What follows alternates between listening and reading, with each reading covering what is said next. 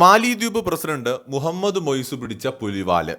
ശരിക്കും പറഞ്ഞാൽ മൊയ്സുവിന് പറ്റിയ അമളി അത് പുള്ളി ഇനി അങ്ങോട്ടുള്ള ലൈഫിൽ എണ്ണി എണ്ണി മറുപടി പറയേണ്ടി വരും, കണക്ക് പറയേണ്ടി വരും. അതായത് കഴിഞ്ഞ ദിവസം ഇൻട്രസ്റ്റിംഗ് ആയിട്ടുള്ള ഒരു കാര്യം, ഈ നമ്മുടെ ഹാൽ ധ്രുവ് ഹെലികോപ്റ്റേഴ്സ് അവിടെ ഉണ്ടല്ലോ, 2 മറ്റാണ് ഉള്ളത്.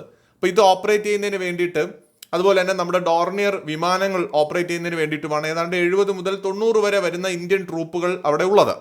തീർച്ചയായിട്ടും ഇന്ത്യയുടെ സുരക്ഷാ താല്പര്യങ്ങൾ ഉണ്ടാവുക തന്നെ ചെയ്യും. കാരണം മാലിദ്വീപ് വളരെ അടുത്ത് കിടക്കുന്ന ഒരു രാജ്യമല്ലേ. അപ്പോൾ അതുകൊണ്ട് തന്നെ മറ്റ് നീക്കങ്ങൾ നിരീക്ഷിക്കുക, മറ്റ് രാജ്യങ്ങളുടെ നീക്കങ്ങൾ നിരീക്ഷിക്കുക എന്നൊക്കെയുള്ള താല്പര്യങ്ങൾ ഉണ്ടാകാം. നമുക്ക് അതിനെക്കുറിച്ച് വ്യക്തതയില്ല. പക്ഷെ ആയുധധാരികളായിട്ട് ഏത് സമയവും ആരെയും ആക്രമിക്കാൻ തയ്യാറായി നിൽക്കുന്ന പട്ടാളക്കാരല്ല ഇന്ത്യ അവിടെ നിയോഗിച്ചത്. പ്രധാനമായിട്ടും നമ്മുടെ ഈ സുരക്ഷാ കാര്യങ്ങൾക്ക് വേണ്ടിയും, രണ്ടാമത് ഹെലികോപ്റ്റർ വിമാനമൊക്കെ ഓപ്പറേറ്റ് ചെയ്യുന്നതിന് വേണ്ടിയിട്ടുമാണ്.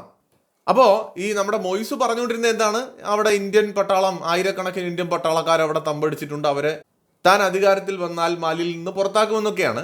അതിലേക്ക് വരാം. അതിനു മുമ്പ് ഇപ്പോൾ ഈ 70 കൂടുതൽ വരുന്ന ഇന്ത്യൻ ട്രൂപ്പുകളെ മാറ്റിയിട്ട് പകരം തത്തുല്യമായ സിവിലിയൻസിനെ അവിടെ കൊണ്ടുവരാനുള്ള ധാരണയാണ് ഇന്ത്യ മാലിദ്വീപും കൈക്കൊണ്ടത്. അതായത് സിവിലിയൻസ്, മറ്റത് ഏകമുദ്ര ഇത് ദ്വിമുദ്ര എന്ന് പറയുന്നത് പോലെ, മറ്റത് പട്ടാള വേഷത്തിലുള്ള ആൾക്കാരായിരിക്കും, ഇത് സാധാരണ വേഷത്തിലായിരിക്കും. അതവിടെ നിൽക്കട്ടെ, നിങ്ങൾക്ക് കാര്യം മനസ്സിലാവുമെന്ന് ഞാൻ വിചാരിക്കുന്നു. അപ്പൊ എന്തായാലും ആ ധാരണ അനുസരിച്ചുള്ള ആദ്യ ബാച്ച് മാലിദ്വീപിൽ എത്തിയിരിക്കുകയാണ്. അതെ, നമ്മൾ പട്ടാളക്കാരെ പിൻവലിക്കണം എന്നവർ പറഞ്ഞു.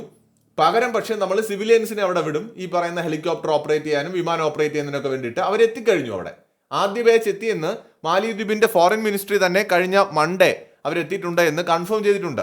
ചൊവ്വാഴ്ച മുതൽ തന്നെ അവർ ചാർജ് ഏറ്റെടുക്കുമെന്നും മിനിസ്ട്രി തന്നെ വ്യക്തമാക്കണം. അത് മാലിയുടെ ഒഫീഷ്യലായിട്ടുള്ള അവരുടെ മാധ്യമങ്ങൾ തന്നെയാണ് റിപ്പോർട്ട് ചെയ്തിരിക്കുന്നത്. അവരുടെ വാർത്താക്കുറിപ്പുണ്ട്, മിനിസ്ട്രിയുടെ വാർത്താക്കുറിപ്പുണ്ട്. അതായത് ഇന്ത്യയിൽ നിന്നുള്ള സിവിലിയൻ ഓപ്പറേറ്റർമാർ എത്തിയിട്ടുണ്ട്.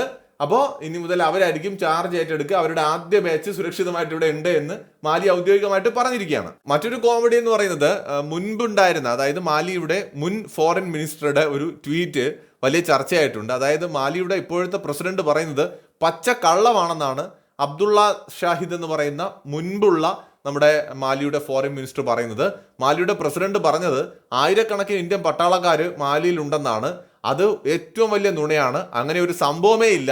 മാലിയിൽ ആയുധധാരികളായിട്ടുള്ള ഒരു ഫോറിൻ നേഷന്റെയും പട്ടാളക്കാരില്ല എന്ന് അദ്ദേഹത്തിന്റെ ട്വീറ്റ് വന്നു. ഇതിപ്പോ മാലിദ്വീപിൽ വലിയ ചർച്ചയായിട്ടുണ്ട്. ശരിക്കും മൊയ്സു പറഞ്ഞതെല്ലാം പച്ച കള്ളമാണ് എന്ന നിലയിലേക്ക് കാര്യങ്ങൾ മാറിക്കൊണ്ടിരിക്കുകയാണ്. ഇതിനിടയിലാണ് പട്ടാളക്കാരെ മാറ്റിയിട്ട് സിവിലിയൻസിനെ കൊണ്ടുവരുന്നു എന്നുള്ള രീതിയിൽ മൊയ്സു ഇപ്പോൾ ഇന്ത്യ കൺവിൻസ് ചെയ്ത് നടത്തിയ നീക്കം. ഇന്ത്യൻ സിവിലിയൻ ഓപ്പറേറ്റേഴ്സ് അവിടെ എത്തിയിട്ടുണ്ട്. അപ്പോൾ ഇതെന്താണല്ലേ, മാലിയിലെ ഇപ്പോഴത്തെ പ്രസിഡന്റ് തെരഞ്ഞെടുപ്പിന് വേണ്ടിയിട്ട് അദ്ദേഹം നടത്തിയ ഒരു കളി. അതായത് ആന്റി ഇന്ത്യ മൂവ്മെന്റിനെ അദ്ദേഹം തുറന്നു വിട്ടു, ചൈനയുടെ പൈസയും വാങ്ങിച്ചുകൊണ്ട് പ്രസിഡന്റായി. സംഗതി സക്സസ് ആയി, പ്രസിഡന്റായി. പക്ഷെ അദ്ദേഹത്തിന് ഭരിക്കാൻ പറ്റില്ല. നോക്കൂ, ചൈനയുമായിട്ടുള്ള ഒരു ബന്ധം കൊണ്ട് ഇന്ത്യ ഒരിക്കലും അവർക്ക് ഒഴിവാക്കാൻ പറ്റില്ല. ഇന്ത്യ എന്ന് പറയുന്നത് US കൊണ്ടുപോലും ഒഴിവാക്കാൻ പറ്റില്ല. പിന്നാണോ മാലിദ്വീപ്? അത് നമ്മൾ വലിയ സംഭവമൊന്നുമല്ല ഞാൻ പറയുന്നത്. ഇന്ത്യയുടേതായ ഒരു പൊസിഷൻ ഈ ഭൂമിയിലുണ്ട്. ഭൂമി എന്ന് പറയുന്ന നമ്മുടെ ഗ്രഹത്തിൽ ഈ രാജ്യത്തിന് അതിൻ്റെതായ പൊസിഷൻ ഉണ്ട്. 145 ബില്യൺ ജനങ്ങൾക്ക് അതിൻ്റെതായ ശക്തിയുണ്ട്. നമ്മുടെ രാഷ്ട്രീയമായ ഇച്ഛാശക്തിയുണ്ട്, പാരമ്പര്യമുണ്ട്, ചരിത്രമുണ്ട്, സൈനിക ശേഷിയുണ്ട്, എക്കണോമിക് പവർ ഉണ്ട്, ടാലന്റ് ഉണ്ട്. ഇതെല്ലാം ഉള്ള ഒരു റിയാലിറ്റിയാണ്. 5 ലക്ഷം ജനങ്ങൾ എവിടെ ഇരിക്കുന്നു, 145 കോടി ജനങ്ങൾ എവിടെ ഇരിക്കുന്നു. ഈ ഡിഫറൻസ് കാണണം.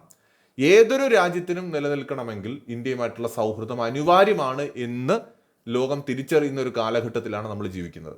കാരണം ഈ 145 ബില്യൺ ജനങ്ങളുള്ള ഒരു രാജ്യത്ത് നിന്ന് പ്രതിവർഷം 25 ലക്ഷം പേര് ടൂറിസ്റ്റായിട്ട് ഒരു രാജ്യത്ത് കിട്ടിയാൽ പോലും ആ രാജ്യം സമ്പന്നമാകും.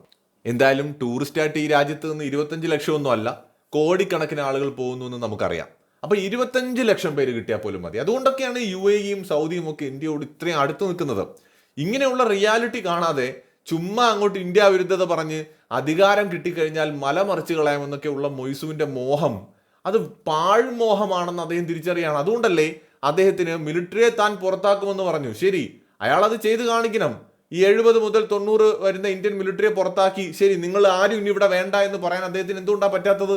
പകരം എന്തിനാണ് ഇന്ത്യൻ സിവിലിയൻസ് എന്ന് പറഞ്ഞ് പകരം അത്രയും തന്നെ ആൾക്കാരെ അങ്ങോട്ട് കൊണ്ടുപോകുന്നത്? അപ്പോൾ അത് സാധ്യമല്ല എന്ന് മൊയ്സുവിന് അറിയാം. അങ്ങനെ വഴങ്ങി കൊടുക്കാൻ ഇന്ത്യ തയ്യാറാവില്ല എന്നും അദ്ദേഹത്തിന് അറിയാം. ഇറങ്ങിപ്പോയെന്ന് പറയുമ്പോൾ അങ്ങനെ ചുമ്മാ അങ്ങ് ഇറങ്ങിപ്പോരും നമ്മൾ. 2 ഹെലികോപ്റ്ററും ഡോർണിയർ വിമാനവും ഒക്കെ കൊടുത്തിട്ട് ഒരിക്കലും ഇല്ല. അപ്പോൾ മറ്റത് ആദ്യം നമ്മൾ കണ്ടത് ഏകമുദ്ര, അത് പട്ടാള വേഷമാണ്. രണ്ടാമത് ഇപ്പോൾ കാണുന്നത് ദ്വിമുദ്രയാണ്. മുദ്ര ശ്രദ്ധിക്കണം നമ്മൾ. പക്ഷേ അടിസ്ഥാനപരമായി ഇതെല്ലാം ഒന്ന് തന്നെ ആയിരിക്കും എന്നാണ് ഞാൻ വിചാരിക്കുന്നത്. എന്തായാലും അതെന്തോ ആകട്ടെ, ഇപ്പൊ മാലിദ്വീപിലെ പ്രസിഡന്റ് ആകപ്പെട്ടിരിക്കുകയാണ്. ചൈനയുടെ ഭാഗത്തുനിന്ന് പ്രതീക്ഷിച്ച സഹായം കിട്ടുന്നില്ല, ടൂറിസ്റ്റുകളുടെ എണ്ണം കുറഞ്ഞു, ഇന്ത്യയുമായിട്ടുള്ള ബന്ധം വഷളായത് വലിയ രീതിയിൽ അവിടെ പ്രശ്നം ഉണ്ടാക്കിയിട്ടുണ്ട്. ഓപ്പോസിഷൻ പാർട്ടിയാണെങ്കിൽ മൊയ്സുവിനെ തുരത്തി അടിക്കുകയാണ്. തരം കിട്ടുമ്പോഴൊക്കെ കുത്താനുള്ള അവസരം അവർ ഉപയോഗിക്കുന്നുണ്ട്. സോ എല്ലാം കൊണ്ടും മൊയ്സു ഗോവി അടിച്ചിരിക്കുന്നു എന്നാണ് നമുക്ക് അറിയാനായിട്ട് സാധിക്കുന്നത്.